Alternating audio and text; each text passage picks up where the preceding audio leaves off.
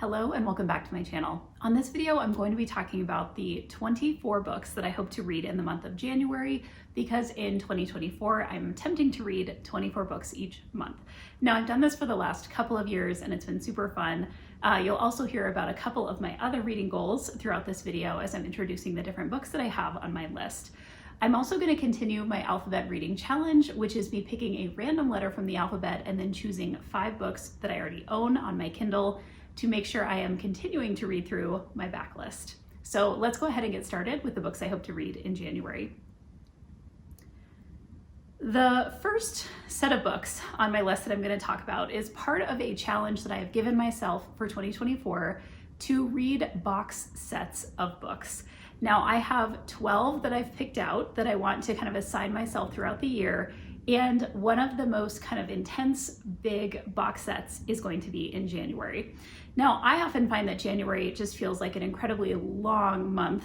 Here in Denver, it's cold, it's snowy, and it's dark. And so I wanted to assign myself something that I thought I would really enjoy and be able to dive into and be immersed in the month of January. So what I decided to choose is the box set, which I own in physical copy and audio, of Throne of Glass. Now, this is the beloved series by Sarah J. Maas that people talk about all the time, and I have read her Court of Thorns and Roses series. I also have started other books that she has written, but this is one that I have not tackled yet. So there is 7 books in this series. There is also an 8th book of kind of short stories that I'll be adding to the pile as well. So in total, 8 of my books for the month of January are the Throne of Glass series by Sarah J. Maas. Now, I will admit, I know very little about what this series is about. So I will read the synopsis of the first book, which is called Throne of Glass, and just give you a sense of what I'm going to be diving into. So for this first book, it says, in a land without magic, where the king rules with an iron hand, an assassin is summoned to the castle. She comes not to kill the king, but to win her freedom. If she defeats 23 killers, thieves, and warriors in a competition, she is released from prison to serve as the king's champion. Her name is Selena Serdothian. The crown prince will provoke her, the captain of the guard will protect her, but something evil dwells in the castle of glass and is there to kill. When her competitors start dying one by one, Selena's fight for freedom becomes a fight for survival and a desperate quest to root out the evil before it destroys her world. So I am super excited to dive into that particular series in the month of January. Because I'm diving into that, I also picked out some other books that I consider to be in different genres or just a little bit lighter so that I could kind of balance that out throughout the month. So the other books that I have on my list include the first book in the Lost and Found series by Catherine Cowles called Whispers of You. And this is one that I recently saw somebody talking about, and I'm pretty sure that it is a combo of romance and suspense or mystery, which is one of my favorite subgenres of romance. And this looks like it is about, I believe, a woman who is shot. It says, one night a single bullet cost me everything. And it sounds like this is something that has happened in the past. And there is a male main character named Holt who is back. Who knows where he originally went, but now he's back. No longer a boy, but a man with shadows in his eyes and demons haunting him. And I imagine the romance goes on from there. This is the first in a series of 5 books. 4 are out right now. And so I thought I would dive into that. I also added to my list a book called The Last Love Note by Emma Gray. And this is a book that I think is a bit of a tearjerker. And I believe it's about a woman who is kind of grieving the loss of her partner. And she moves somewhere. I think she goes to Australia. Oh, she's stranded for a weekend on the east coast of Australia, and she's processing her grief. And she turns to a trail of scribbled notes she once used to hold her life together. And so it's, I think, epistolary, but also about grief. So maybe not super light, but definitely a different genre than my box set that I'm reading this month. I also decided to add to my list In the Likely Event by Rebecca Yarros. This is a book that may have been on one of my lists before, but I just haven't gotten to it yet. And it's basically the story of a woman named Izzy who is going on a plane And then she has this seatmate named Nate, and they have this connection, but then their plane crashes and their lives change, they change, and I believe they both survive this crash, but they have this connection of being in this crash together. So I'm a sucker for plane crash books, so I'm looking forward to picking that up. Okay, also added to my list, the first book in the Karen Peary series by Val McDermid called The Distant Echo. One of my other goals for this year was to actually read through this entire series. I believe that there are 7 books in the series, and I also think I've read the first couple, but I've never read the whole thing. And I am a huge Val McDermid fan. I love her mystery books, and so I thought it would be fun to just add this to my list for the year and work my way through it. This is a series that's also recently been adapted into a television series, and so I wanted to watch that as well. So the synopsis of this first book in the series, The Distant Echo, is it was a winter morning in 1978, and the body of a young barmaid is discovered in the snowbanks of a Scottish cemetery. The only suspects in her brutal murder are 4 young men who found her, and there's no evidence but her blood on their hands. No one was ever charged, and then 25 years later, the cold case file has been reopened. And then the boys and their friends are kind of sucked back into this story. So I do love cold case mysteries, so I'm looking forward to that. I also added a few different romances to my list. The next book I have is The Soulmate Equation by Christina Lauren. I believe this is the author name of 2 different women who write together. And I haven't read much by this pair, if I remember correctly. And I've heard really good things about this one. So synopsis says, single mom Jess Davis is a data and statistics wizard, but no amount of number crunching can convince her to step back into the dating world. After all, her father was never around, her hard-parting mother disappeared when she was 6, and her ex decided he wasn't father material before her daughter was even born. She holds her loved ones close, but working constantly to stay afloat is hard and lonely. But then she hears about Genetic Ally, a buzzy new DNA-based matchmaking company that's predicted to change dating forever, finding your soulmate through DNA. So this sounds kind of similar in some ways to John Marr's The One, which I loved, and so I'm gonna pick that one up. I also added to my list the second book in the Kiss Quotient trilogy or series. It is called The Bride Test, and I really enjoyed the first book in this series, which is called The Kiss Quotient. And in The Bride Test, you have a couple different main characters, and I believe this is set in a Vietnamese community. And the male main character is autistic, and his mother, I think, is trying to find him like not the equivalent of a mail order bride, but she's kind of trying to set him up in a relationship with someone. And I really enjoyed the first book in this series, which also dealt with kind of that sub-theme of autism as well. So I'm looking forward to that. I also decided to pick up Catherine Center's The Bright Side of Disaster. This is one of those books that is on her backlist, but I haven't gotten to yet, and one of the only books of her backlist I haven't gotten to yet. Quick synopsis is very pregnant and not quite married. Jenny Harris doesn't mind that she and her live-in fiance Dean accidentally started their family a little earlier than planned, but Dean is acting distant, and the night he runs out for cigarettes and doesn't come back, he demotes himself from future husband to sperm donor. And the very next day, Jenny goes into labor. In the months that follow, Jenny plunges into a life she never knew, single motherhood.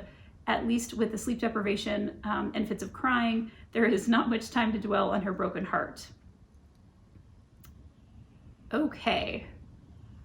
And then I think Dean comes back, and she has to decide what she wants to do between that relationship and her single motherhood. So looking forward to digging into that. I also added to my list the third book in the Honeywood series called Our Ride to Forever by Julie Olivia. And this is a series that takes place in a theme park, and there are different people in the theme park that have relationships with each other. I think this series is really fun and interesting, so I've really enjoyed picking that up. I also added to my list a nonfiction book called 10 Times is Easier Than 2 Times. This is by Dan Sullivan and Benjamin Hardy. And I've read other books by this pair of authors before and really enjoyed them. And this is, I think, basically about kind of entrepreneurship and how you can create more ease in entrepreneurship, which is something that I focus on as a small business owner and just really enjoy reading about. So excited to add that to my list as well. And I also want to add to my list the second book in a duology called Two Twisted Crowns. And actually, as I say this, I'm wondering if it's a duology or just a series. I'm not sure, but there are 2 books out right now. The first one is called One Dark Window, which I read in the past year, and I may actually reread it before I go on to the second book. But Two Twisted Crowns is this sequel, and the main character, Elspeth, is trying to basically find these kind of magic cards, and that starts in book 1 and continues into book 2. And there's a really fun magic system in this series of books, which I've also really enjoyed. And then I also decided to pick up a book called End of Day by Jewel Ann. I've never heard of this author. I had only seen this book on someone talking about it and kind of raving about it on social media. It's the first book in a series called Jack and Jill. And the synopsis of this, it makes me think it's kind of dark, and it's kind of like a mystery or a thriller.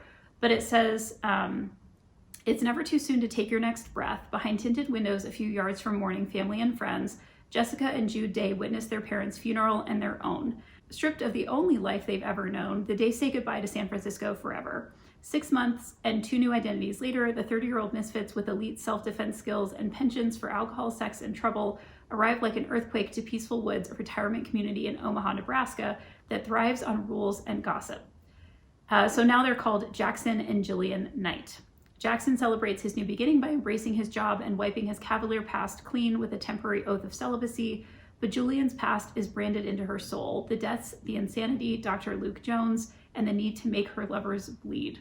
Her chance for redemption comes in the form of a next-door neighbor, one Senior Master Sergeant Monahan. He's dangerously alluring and riddled with emotional issues from years of service, and he's also grumpy. So probably like a grumpy romance, I'm assuming is kind of going on here. But I'm looking forward to this just because I heard someone give it, a super rave review, and so I'm really curious to see what that one looks like. And I believe that is my 19 books that I'm going to be picking up in the month of January. And now let's go ahead and pick a random letter where I'm going to pull up my Kindle here and sort alphabetically. So now let me go ahead and pick a random letter, and then we'll see what other books I'm going to add to my pile in the month of January.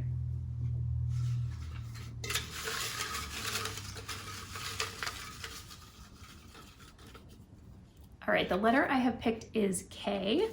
So let's go ahead and take a look at what K books I have in my Kindle that I want to add to my list here. And I see first a bunch of series books.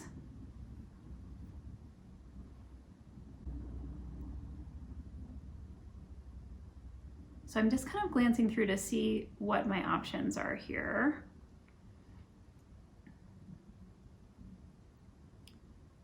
And okay, the first book I'm gonna pick is one called The Kindest Lie. And I've heard good things about this book, but I don't remember what it's about. So I'm just looking really quickly. It says, every family has its secrets. It's 2008 and the inauguration of President Barack Obama ushers in a new kind of hope. In Chicago, Ruth Tuttle, an Ivy League educated Black engineer, is married to a kind and successful man. He's eager to start a family, but Ruth is uncertain.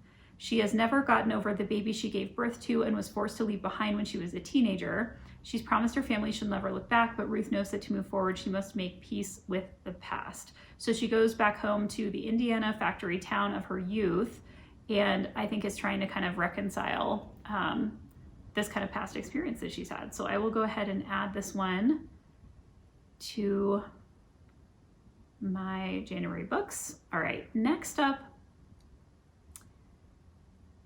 I think I want to read a book called A Killer's Game. This is the first book in a series. Let's take a look at the details here. This is a book by Isabella Maldonado, which I believe I've read before. And it looks like this is about an FBI agent and former military code breaker, Danny Vega, who witnesses a murder on a Manhattan sidewalk. The victim is chief of staff for a powerful New York senator, and the assassin turned informant is Gustavo Toro. His code is to hit the target and don't ask questions. And then she suspects a more complex conspiracy. So, all right, I'm going to add that to my list as well. I am also going to add a book called The Keeper of Lost Things. Let's take a look what this one is about as well. Okay. Anthony Perdue is the keeper of lost things. 40 years ago, he carelessly lost a keepsake from his beloved fiancée. That very same day, she died unexpectedly. Brokenhearted, he sought consolation in rescuing lost objects, the things others have dropped, misplaced, or accidentally left behind, and writing stories about them. Now in the twilight of his life, Anthony worries that he has not fully discharged his duty to reconcile all the lost things with their owners. As the end nears, he bequeaths his secret life's mission to his unsuspecting assistant, Laura, leaving her his house and all of his lost treasures, including an irritable ghost. This one sounds really fun. All right, I'm going to add that to my collection for January as well. And let's see what else.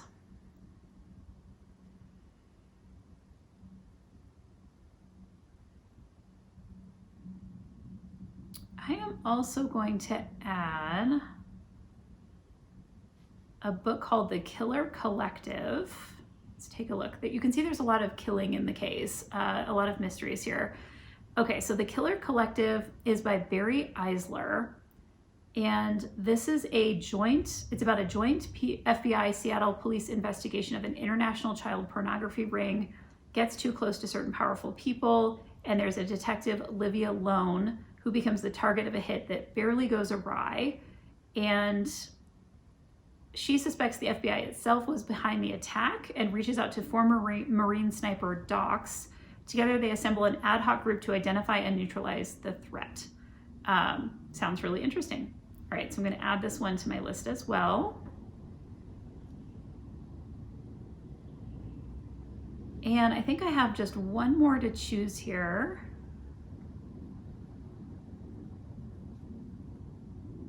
And I'm going to pick a travel memoir.